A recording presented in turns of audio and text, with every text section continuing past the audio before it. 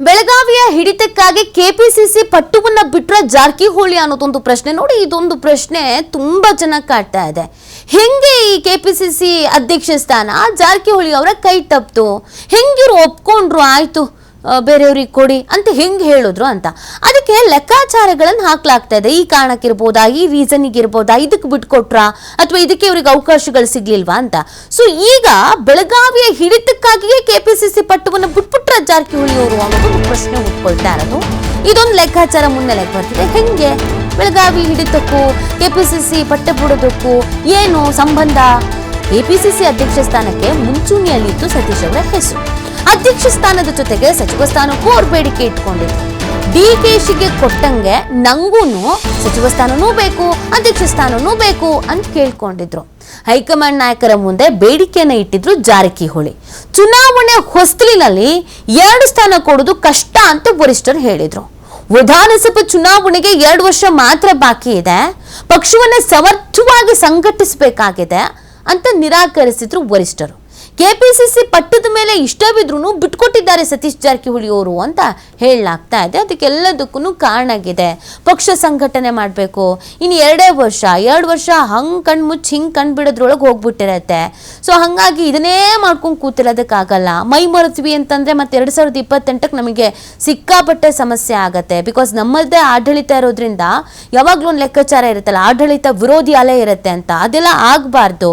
ಈ ಎಲ್ಲ ಲೆಕ್ಕಾಚಾರವನ್ನು ಇಟ್ಕೊಂಡೆ ಹೈಕಮಾಂಡ್ ನಾಯಕರು 2 ಅಂತೂ ಖಂಡಿತ ಕೊಡಕ್ಕಾಗಲ್ಲ ಅಂತ ಹೇಳಿದ್ದು.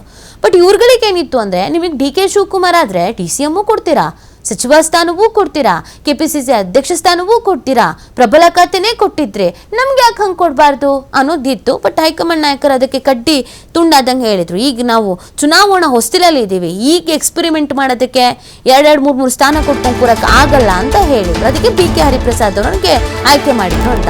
ಬಟ್ ಇನ್ನೊಂದು ಲೆಕ್ಕಾಚಾರ ಏನು ಅಂದ್ರೆ, ಬೆಳಗಾವಿ ಮೇಲಿನ ಹಿಡಿತ ತಪ್ಪುದನ್ನು ತಪ್ಪಿಸೋಕೆ ಸತೀಶ್ ಅವರು ಈ ನಿರ್ಧಾರ ಕೈಗೊಂಡ್ರಂತೆ. ಜಿಲ್ಲಾ ರಾಜಕಾರಣವೇ ಪ್ರಮುಖ ಅಂತ ಅಧ್ಯಕ್ಷ ಪಟ್ಟವನ್ನು ಬಿಟ್ಟಿದ್ದಾರೆ ಅಂತ ಹೇಳ್ತಾ ಇದ್ದಾರೆ. ಜಿಲ್ಲೆಯಲ್ಲಿ ಬೇರೆ ಪ್ರಭಾವಿ ನಾಯಕರು ಇರುವುದು ಇದಕ್ಕೆ ಕಾರಣ. ಹೀಗಾಗಿ ಸಚಿವ ಸ್ಥಾನವೇ ಸಾಕುವಂತೆ ಸೈಲೆಂಟ್ ಆಗಿದ್ದಾರೆ ಸತೀಶ್ ಜಾರಕಿಹೊಳಿ ಅಂತ. ನಿಮಗೆ ಗೊತ್ತಿರೋ ಹಾಗೇನೆ ಬೆಳಗಾವಿ ರಾಜಕಾರಣ ಅನ್ನೋದು ಒಂಥರ ಅತಿ ದೊಡ್ಡ ರಾಜಕಾರಣ. ನಿಮಗೆ ಬೆಳಗಾವಿ ರಾಜಕಾರಣವನ್ನ ಬೇರೆ ಜಿಲ್ಲೆಯ ರಾಜಕಾರಣದ ಜೊತೆಗೆ ನೀವು ಸಮೀಕರಣ ಮಾಡೋದಕ್ಕೆ ಸಾಧ್ಯನೇ ಇಲ್ಲ.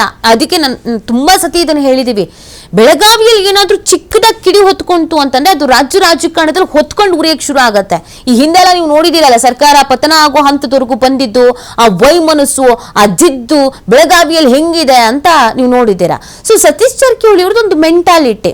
ಈಗ ಅವ್ರ ಪುತ್ರ, ಅವ್ರ ಪುತ್ರಿ, ಅವ್ರ ಸಹೋದರ ಎಲ್ಲರೂ ರಾಜಕಾರಣದಲ್ಲಿ ಇದ್ದಾರೆ. ಅವ್ರಿಗೇನು ಅಂತಂದ್ರೆ ಸ್ಥಳೀಯ ಮಟ್ಟದಲ್ಲಿ ನಾನು ಕಂಪ್ಲೀಟ್ ಆಗಿ ಹಿಡಿತ ಸಾಧಿಸಬೇಕು ಅಂತ. ಅಲ್ಲಿ ಒಂದು DCC ಬ್ಯಾಂಕ್ ಚುನಾವಣೆಗೆ ಯಾವ ಲೆವೆಲ್ಗೆ ಮಾಡ್ತಾರೆ ಅಂತ ನಿಮಗೆ ಗೊತ್ತಿದೆ. ನಾನೇನಾದ್ರೂ ಕೆಪಿಸಿಸಿ ಅಧ್ಯಕ್ಷ ಆದ್ರೆ ಆಲ್ ಓವರ್ ಕರ್ನಾಟಕದ ಬಗ್ಗೆ ಫೋಕಸ್ ಮಾಡ್ಬೇಕಾಗತ್ತೆ. ನನ್ನ ಜಿಲ್ಲೆದ ಹಿಡಿತಾನೆ ನಾನು ಕಳ್ಕೊಂಡ್ ಬಿಡ್ತೀನಿ, ಆಗ ನಂಗೆ ಸಮಸ್ಯೆ ಆಗತ್ತೆ. ನಾನು ಯಾವುದೇ ಡಿಸಿಷನ್ ಅನ್ನು ತೆಗೆದುಕೊಳ್ಳೋದಕ್ಕೂ ಕಷ್ಟ ಆಗತ್ತೆ. ಸೊ ನನಗೆ ಸ್ಥಳೀಯ ಮಟ್ಟ ಚುನಾವಣೆ, ನಂದು ಜಿಲ್ಲೆಯ ವಿಚಾರವೇ ಪ್ರಮುಖ.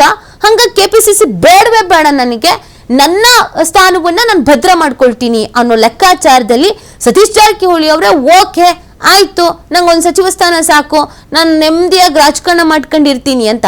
ನಿಮ್ಗೆ ಅನ್ಸ್ಬೋದು, ಕೆಪಿಸಿಸಿ ಅಧ್ಯಕ್ಷ ಸ್ಥಾನವನ್ನು ಬಿಟ್ಬಿಟ್ಟು ಜಿಲ್ಲೆದು ಇಟ್ಕೊಂಡು ಕೂತ್ರಂತೆ ಅಂತ. ಹೌದು, ಬೆಳಗಾವಿ ಜಿಲ್ಲಾ ರಾಜಕಾರಣವೇ ಬೇರೆ, ಆ ವರ್ಚಸ್ಸೇ ಬೇರೆ, ಅಲ್ಲಿನ ಲೆಕ್ಕಾಚಾರವೇ ಬೇರೆ. ನಿಮಗೆ ಇನ್ಯಾವುದೋ ಜಿಲ್ಲೆದಕ್ಕೂ ಇದಕ್ಕೂ ನೀವು ಹೋಲಿಕೆ ಮಾಡ್ಕೊಳಕ್ ಸಾಧ್ಯವೇ ಇಲ್ಲ. ಈ ಬಗ್ಗೆ ಮತ್ತಷ್ಟು ಮಾಹಿತಿಯನ್ನು ನೀಡ್ತಾರೆ ನಮ್ಮ ಪ್ರತಿನಿಧಿ ಸ್ವಾಮಿ. ಲೈವ್ ನಲ್ಲಿ ಜಾಯಿನ್ ಆಗ್ತಾ ಇದ್ದಾರೆ. ಸ್ವಾಮಿ, ಎಲ್ರಿಗೂ ಇದೊಂದು ಕುತೂಹಲ, ಸತೀಶ್ ಜಾರಕಿಹೊಳಿ ಅವರಿಗೆ ಕೊನೆ ಮೂಮೆಂಟ್ ಅಲ್ಲಿ ಹೆಂಗೆ ಕೆಪಿಸಿಸಿ ಅಧ್ಯಕ್ಷ ಸ್ಥಾನ ಕೈ ತಪ್ಪಿತು, ಇವ್ರು ಒಪ್ಕೊಬಿಟ್ರೆ ಇಷ್ಟು ಸಲೀಸಾಗಿ ಆಯ್ತು ಬೇರೆಯವ್ರಿಗೆ ಕೊಡೋದಕ್ಕೆ ಅಂತ. ಬಟ್ ಈಗ ಹೊಸ ಲೆಕ್ಕಾಚಾರ ಹಾಕ್ತಾ ಇದ್ದಾರೆ. ನಂಗೆ ಈ ಪ್ರಾಂತ್ಯದ ಚುನಾವಣೆ ಅಥವಾ ರಾಜಕೀಯ, ಜಿಲ್ಲಾ ಚುನಾವಣೆ ರಾಜಕೀಯ, ಇಲ್ಲಿನ ಹಿಡಿತ ಸಾಧಿಸೋದೇ ಇಂಪಾರ್ಟೆಂಟ್ ಅಂತ ಸತೀಶ್ ಜಾರಕಿಹೊಳಿ ಅವರಿಗೆ ಅನ್ಸಿದೆ ಅಂತ. ನಾನು ಅದನ್ನೇ ಹೇಳ್ತಾ ಇದ್ದೆ, ನಿಮಗೆ ಬೇರೆ ಜಿಲ್ಲೆಯ ರಾಜಕಾರಣಕ್ಕೂ ಬೆಳಗಾವಿ ಜಿಲ್ಲೆಯ ರಾಜಕಾರಣಕ್ಕೂ ವ್ಯತ್ಯಾಸ ಇದೆ ಅಂತ.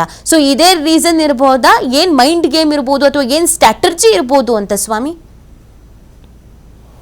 ನೀತಿ, ಕೆಪಿಸಿಸಿ ಅಧ್ಯಕ್ಷ ಗಾದಿಗೆ BK ಹರಿಪ್ರಸಾದ್ ಹಾಗೂ ಸತೀಶ್ ಜಾರಕಿಹೊಳಿ ನಡುವೆ ಸಾಕಷ್ಟು ಫೈಟ್ ನಡೆದಿತ್ತು. ಒಂದು ಕಡೆ ಸತೀಶ್ ಜಾರಕಿಹೊಳಿ ಹೆಸರೇ ಫೈನಲ್ ಆಗುತ್ತೆ ಎಂಬ ನಿರೀಕ್ಷೆ ಇಟ್ಲಾಗಿತ್ತು.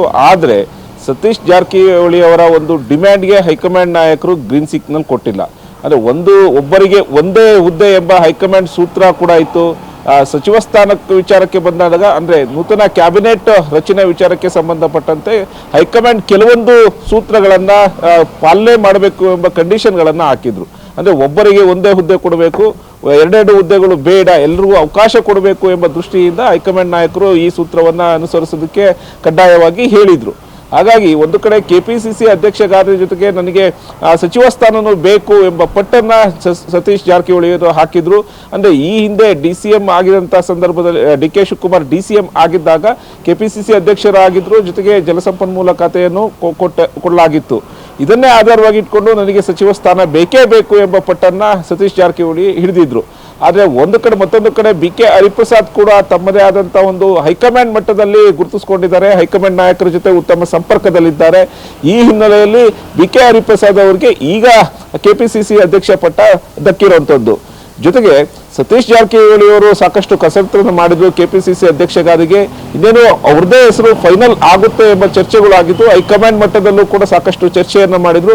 ಹೈಕಮಾಂಡ್ ನಾಯಕರನ್ನ ಕನ್ವಿನ್ಸ್ ಮಾಡೋದಕ್ಕೂ ಸತೀಶ್ ಜಾರಕಿಹೊಳಿ ಸಾಕಷ್ಟು ಪ್ರಯತ್ನವನ್ನು ಪಟ್ಟಿದ್ರು. ಅಂದ್ರೆ KPCC ಅಧ್ಯಕ್ಷ ಗಾದಿ ಜೊತೆಗೆ ತಮಗೆ ಒಂದು ಸಚಿವ ಸ್ಥಾನವನ್ನು ಬೇಕೇ ಬೇಕು ಎಂಬ ವಿಚಾರವನ್ನ ಇಟ್ಕೊಂಡು ಸಾಕಷ್ಟು ಹೈಕಮಾಂಡ್ ನಾಯಕರ ಜೊತೆ ಒಂದು ಚರ್ಚೆಯನ್ನ ಮಾಡಿದ್ರು, ಮಾತುಕತೆಯನ್ನ ಮಾಡಿದ್ರು. ಅದು ಯಾವುದು ಕೂಡ ಫಲಪ್ರದ ಆಗಿಲ್ಲ. ಅಂದ್ರೆ ಸತೀಶ್ ಜಾರಕಿಹೊಳಿ ಅವರು ಒಟ್ಟಾರೆ ರಾಜಕೀಯ ಲೆಕ್ಕಾಚಾರ ನೋಡ್ಕೊಳ್ಳೋದಾದ್ರೆ ಸಚಿವ ಸ್ಥಾನ ಇಲ್ಲಂತ ಸಂದರ್ಭದಲ್ಲಿ ಬೆಳಗಾವಿಯ ಒಂದು ಹಿಡಿತ ಕೈ ತಪ್ಪುತ್ತೆ. ಜೊತೆಗೆ ಅಲ್ಲಿ ಮುಂಬರುವ ಸ್ಥಳೀಯ ಸಂಸ್ಥೆ ಚುನಾವಣೆ ಆಗ್ಬೋದು ಅಥವಾ ಬೇರೆ ಚುನಾವಣೆಗಳಿಗೆ ಸಂಬಂಧಪಟ್ಟಂತೆ ನಮ್ಮ ಹಿಡಿತ ಸಂಪೂರ್ಣವಾಗಿ ತಪ್ಪುತ್ತೆ ಒಂದು ಲೆಕ್ಕಾಚಾರ ಆದ್ರೆ, ಮತ್ತೊಂದು ಕಡೆ ಲಕ್ಷ್ಮಣ್ ಸವದಿ ಕೂಡ ಸಚಿವ ಸ್ಥಾನದ ರೇಸಲ್ಲಿದ್ದಾರೆ. ಜೊತೆಗೆ ಲಕ್ಷ್ಮೀ ಹೆಬ್ಬಾಳ್ಕರ್ ಕೂಡ ಸಚಿವ ಸ್ಥಾನದ ರೇಸ್ನಲ್ಲಿದ್ದಾರೆ. ಇವರಿಗೆ ಒಂದು ಪಟ್ಟ ಕಟ್ಟಂತ ಸಂದರ್ಭದಲ್ಲಿ ಬೆಳಗಾವಿ ನಿಯಂತ್ರಣ ಇವ್ರ ಕೈಗೆ ಸಿಗಬಹುದೇನೋ ಎಂಬ ಲೆಕ್ಕಾಚಾರ ಕೂಡ ಇರ್ಬೋದು. ಅಂದ್ರೆ ಅಲ್ಲಿನ ಉಸ್ತುವಾರಿ ಸಚಿವರನ್ನಾಗಿ ಬೇರೆಯವರನ್ನ ನೇಮಕ ಮಾಡುವ ಸಂದರ್ಭದಲ್ಲಿ ಖಂಡಿತ ರಾಜಕೀಯವಾಗಿ ಒಂದು ಹಿಡಿತ ತಪ್ಪುತ್ತೆ ಎಂಬ ಲೆಕ್ಕಾಚಾರವನ್ನ ಸತೀಶ್ ಜಾರಕಿಹೊಳಿ ಅವರು ಹಾಗೂ ಆಪ್ತರು ಹಾಕೊಂಡಿರ್ಬೋದು. ಇವೆಲ್ಲವನ್ನು ಪರಿಗಣಿಸಿ ಕೊನೆಗೆ ನನಗೆ ಜಿಲ್ಲಾ ರಾಜಕೀಯವೇ ಮೇಲು ಎಂಬ ನಿರ್ಧಾರಕ್ಕೆ ಸತೀಶ್ ಜಾರಕಿಹೊಳಿ ಅವರು ಬಂದಿರುವಂತದ್ದು.